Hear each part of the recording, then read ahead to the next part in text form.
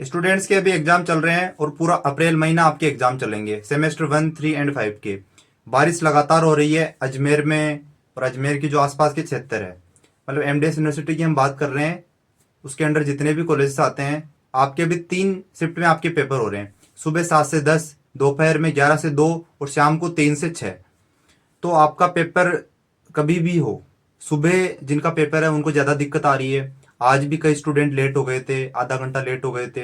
तो अब जब 3 घंटे का टाइम मिल रहा है तो फिर आपका आधा घंटा तो ऐसे वेस्ट हो गया। तो आप ऐसा टाइम ढूंढो जब बारिश रुक जाए, तो उस वक्त आप उसी टाइम आप एग्जाम सेंटर पहुंच जाओ, चाहे आप 2 घंटे जल्दी पहुंच जाओ। सुबह आपका 7 बजे पेपर है तो आप, अगर बारिश नहीं आ रही है तो आप 5, 5:30 भी पहुंच जाओ, क्योंकि फिर अगर बरसात आ गई तो आप लेट हो जाओगे और आपको 3 घंटे मिलते हैं।